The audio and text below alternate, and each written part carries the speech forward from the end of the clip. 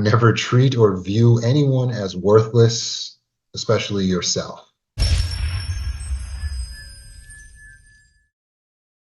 This is law number 10 in the 12 laws of healing and inner peace. This is law number 10.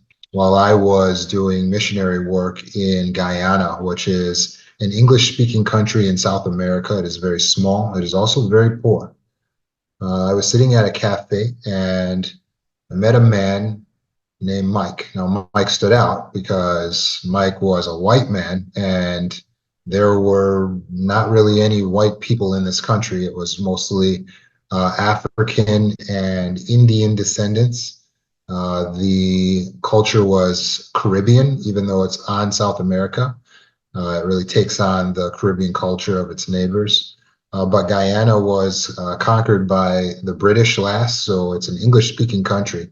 And there's Mike, big Mike, just standing out there, a Texan man with a big belt buckle. And that's what I remembered. And of course, I was curious as to why this man from Texas was standing in this country that most people don't even know exists.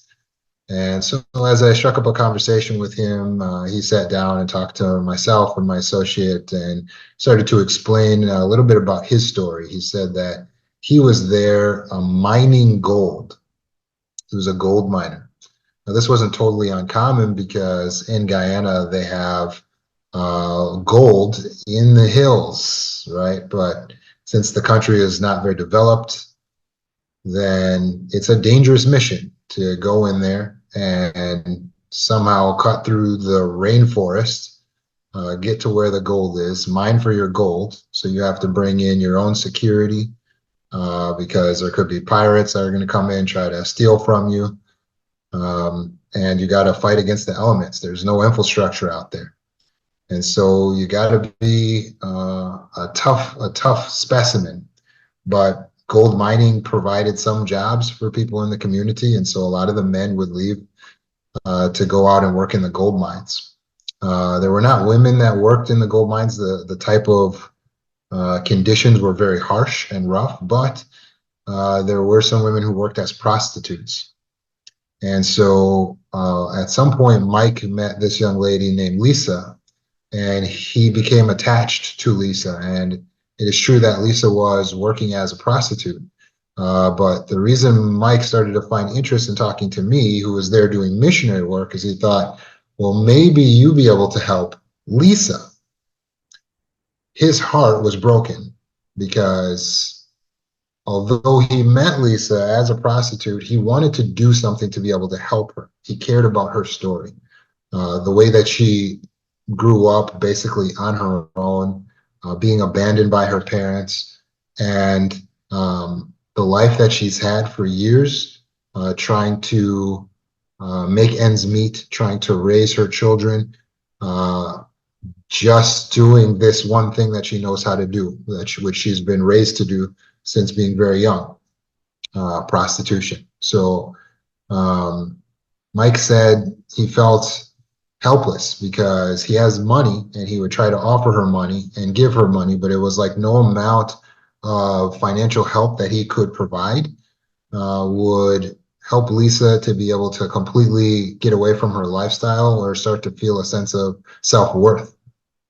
And I identified what Mike was talking about because I've seen in the past and even in recent times how you can give a person a huge opportunity in life, but if their self-worth is low, they may actually pass up that opportunity or take it but sabotage it. Once again, you can give someone an opportunity in life, but if their self-worth is low, they don't feel like they are worthy of that opportunity, so they will actually turn down your help or they will sabotage it in some way. And that's the paradox of low self-worth. It's paradoxical because there is no such thing as a human that is low in worth. But there are plenty of people who are low in self-worth. So what's going on there? Again, There is no such thing as a human that's actually low in value. Like imagine, for instance, that you're walking with a buddy of yours down the street in an affluent area, but you hear crying coming from a trash can. And you go to the trash can, and there, laying on top of the trash can, but in the trash, is a live human baby. What do you think you might do in this situation? Well, likely you would probably call anyone you had to call. You'd probably do anything you had to do to try to help this baby to get to safety, to get help, right?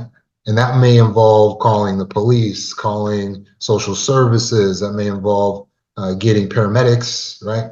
And so now we're mobilizing different forces, different government agencies. There's all these people getting involved in the situation. Even the news might come out and say, look at this hero that saved this person from the trash can. But isn't that interesting that you would do all of that when you found the baby in the trash can? Well, maybe to you it seems obvious, but many people feel like they don't have worth because of where they came from. They say, because of the neighborhood I was born in, the area, the country, because I was born poor, because of my race, I feel low self-worth. But none of that actually mattered when you looked at that baby in the trash can, right? You didn't say, oh, but it's in a trash can, so it must not be worth anything and keep walking. No, because guess what? It doesn't matter where the baby comes from. As long as it's a live human baby, it had the highest value to you, didn't it? And to your buddy who was with you, and to the paramedics and the firefighters and the police and the social service workers and the doctors and nurses that are all getting involved in this situation. It has the highest value. So the paradox of low self-worth is that you're saying, oh, because of where I came from, then my worth isn't of the highest value. And that's just a lie. You're just walking around believing a lie, which is really the very definition of mental illness, to believe something that is untrue and to allow that to affect the way you act. So it's not actually possible for a human to not have worth, and especially our worth is not determined by where we came from. But some people say, yeah, but you don't understand. It's the way that I was treated.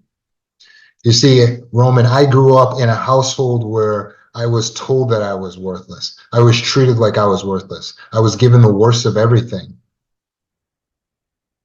They would treat me like a dog, less than a dog. They would beat me or they would call me names. And so for that reason, that's why I don't feel like I have worth. I don't feel like I have value. And whatever value I have, it's less than other people. I am worth less. But all that being the case, being true about your past, does any of that actually determine your worth? For instance, someone put the baby in the trash can.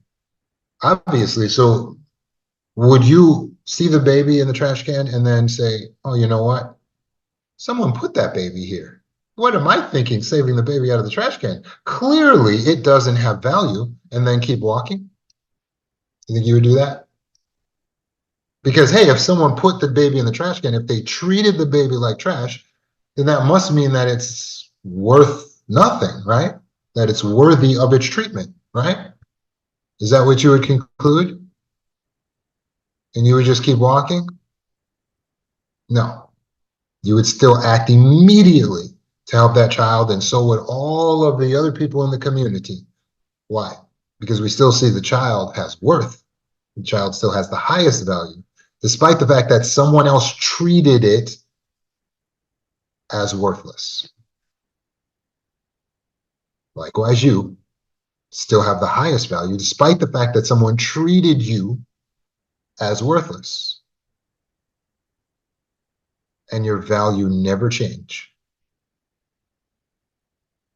So your worth was of the highest value when you were being hit as a child, when you were being choked, When you were being yelled at, when you were being screamed at, when you were being blamed, your value was still the highest value. 10 out of 10, 5 out of 5. You were still a 10 out of 10 when you were being neglected, when you weren't being fed, when you were being mocked and spat upon. You were still a 10 out of 10. Didn't change your value.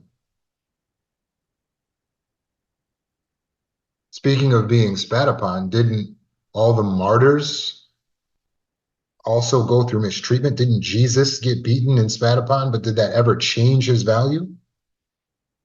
Of course not. Because the way you're treated does not determine your worth. So we're walking around with cognitive distortion.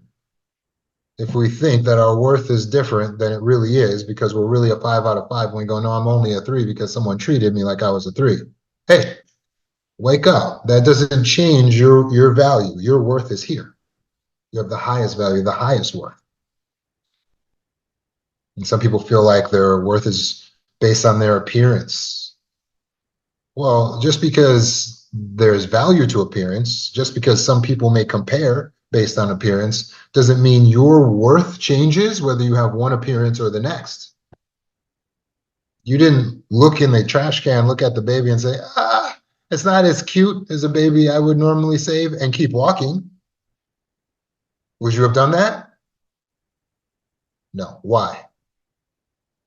Because appearance doesn't determine the value. It still has the value. It still maintains its value. And so regardless of your personal appearance, your value is still 10 out of 10, 5 out of 5.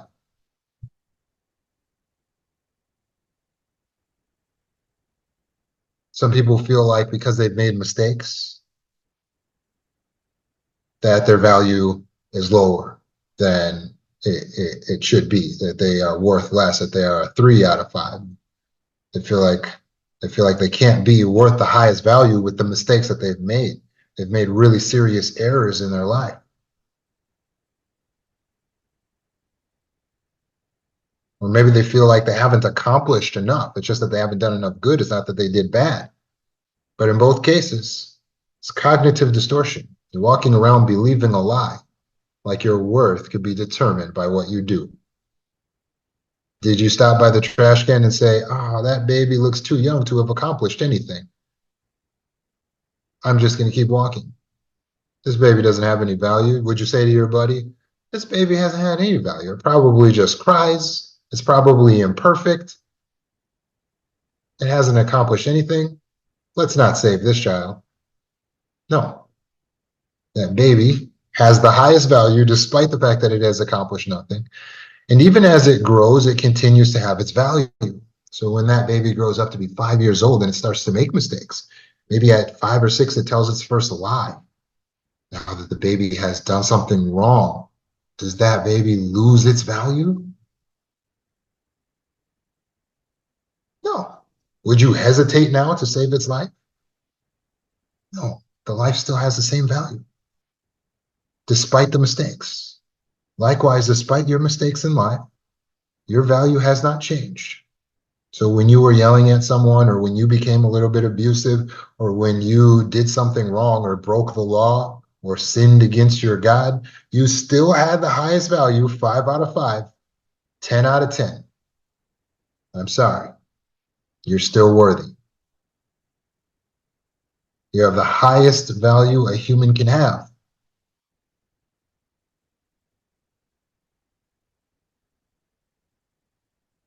Some people will make the mistake of going around looking for their value in other people's eyes. They're seeking that value because they never received it when they were children. They're seeking that validation. They're seeking that approval because they never received it when they were children. But in the end, even if you are one of those people, please know that once you grew up to be 18, 19, 20, 21, and you grew out of your parents' house, whether you had parents that gave you what you needed or whether you did not, we all are in the same boat, which is that we must give ourselves our own validation. We must approve of ourselves. We must love ourselves. Whether you had it when you were a kid or if you didn't. It's just that if someone gave it to you as a kid, it's easier for you to do it because your subconscious mind is already trained to do it. You know how to talk to yourself. You know how to build yourself up. When you didn't have anyone telling you that, your subconscious mind gets mistrained with all the lies of your toxic, emotionally immature parents. And so you're internalizing all of the nonsense, the garbage. So you got to unlearn all that.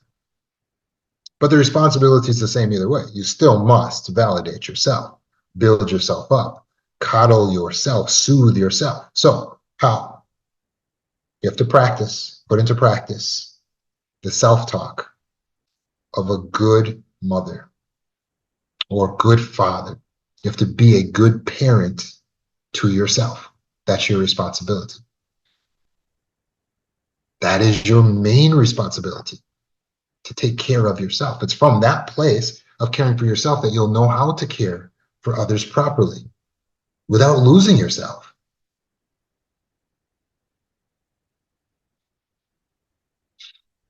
Can we treat other people like they're worthless? No. Of course, other people have made us mad. They've upset us. They've done things wrong to us. But directly treating a person like they're worthless is abusive.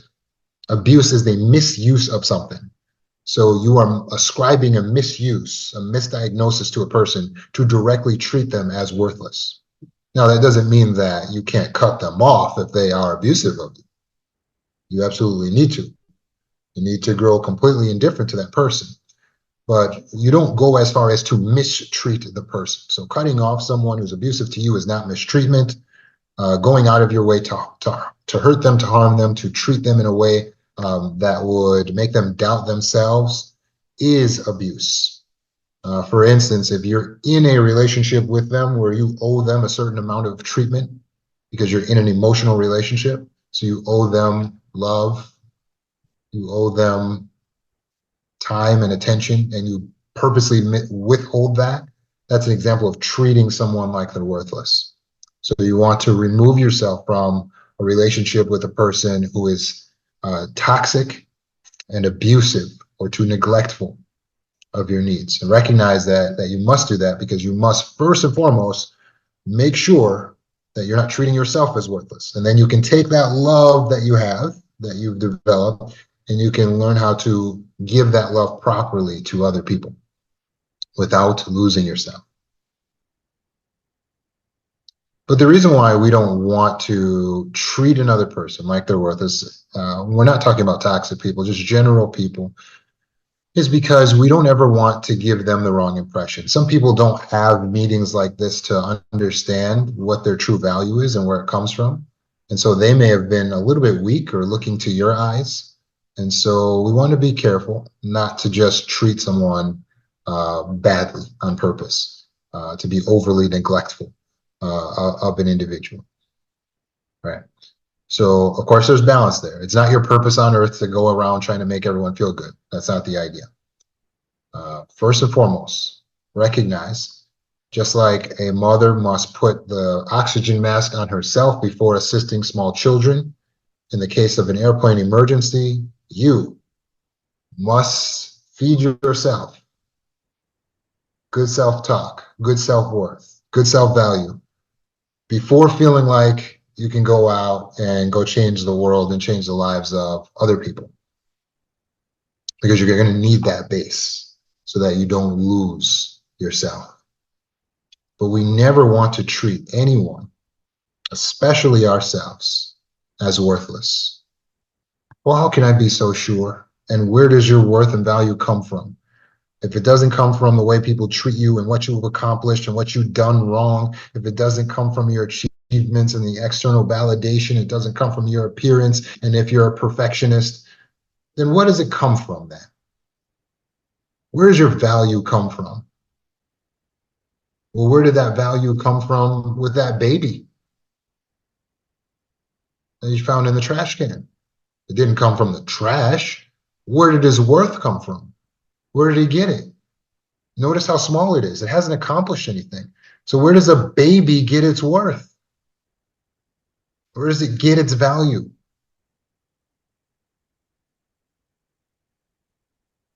The key word here is intrinsic. Human beings are endowed with intrinsic value. Do you know what that means? That means we have value from the very beginning. That means it's inherent. That's intrinsic. It means you just have it as a part of you. It's inside of you and you can't get rid of it. That's intrinsic value.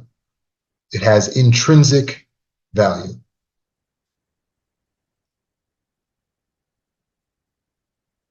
Mike was mining for gold because gold has value. He was going to take that gold and sell it for its market value. And then he would take that cash and be able to use it for whatever he wanted. There are lots of ways of generating income or making money, but your value is not dependent on how much money you make or earn. It's not dependent on how much money you get paid. I used to tell my employees, I'm not paying you according to your worth. I'm paying you according to what I can afford and what the market value of the job position and the skills are. Not according to your worth. I can't afford to pay for your worth. Your worth is far more than money could buy. And so I say to you the same thing. You are not getting paid according to your worth. Whether you have your own business or you work for someone else, don't determine your worth based on the money. You were born with your worth.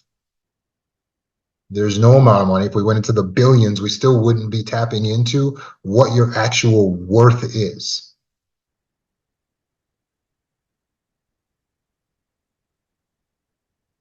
But you were born with it. Because your worth is intrinsic, that means you have it all the way until the day you die. You never lose it.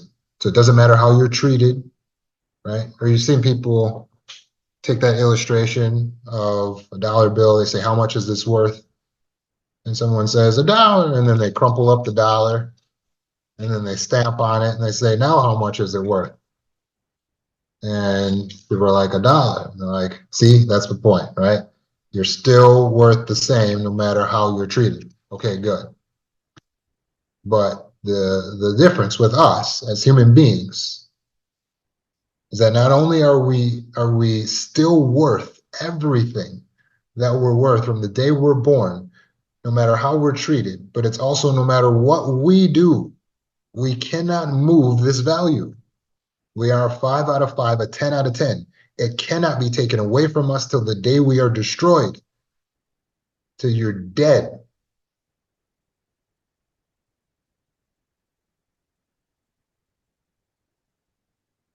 At least with the dollar, maybe I could cut it down and have so small of a piece that it wouldn't be worth $1 anymore. That's not true with us. I saw on social media the other day people playing tennis in wheelchairs. And they were better at tennis, obviously, than even I am. I mean, they were killing it. But they didn't have legs. How? I didn't even, they were in a championship. I didn't even know there were that many people without legs playing tennis or without the ability to walk and run playing tennis. And they were playing it at the highest level. They were winning a championship. Even with the loss of your limbs, you still maintain your value. A part of what makes you so valuable is your unlimited potential. Because even if we're 60, 70, 80, 90, we still have this thing that just still exists. And it's this unlimited potential to create more value, meaning you can still do something that will have an unlimited positive impact going forward on your fellow man. All humans have that. This unlimited value. In fact, when you take a loss, you lost your husband, you lost your child, you lost your foot, you lost your arms, right? But you're still alive. That loss a lot of times creates clarification, clarity, simplicity. Whereas those of us who haven't taken a big loss yet are more lost in the sauce because it's harder to identify purpose when you have so many options. But when you take a loss, as painful as it is, and we wouldn't wish it on anyone, but when you're in that position, now everything is so much more simple, so much more clear because there's less that you can do. You can clearly see that one avenue, that one road to unlimited value that you can give to your fellow man.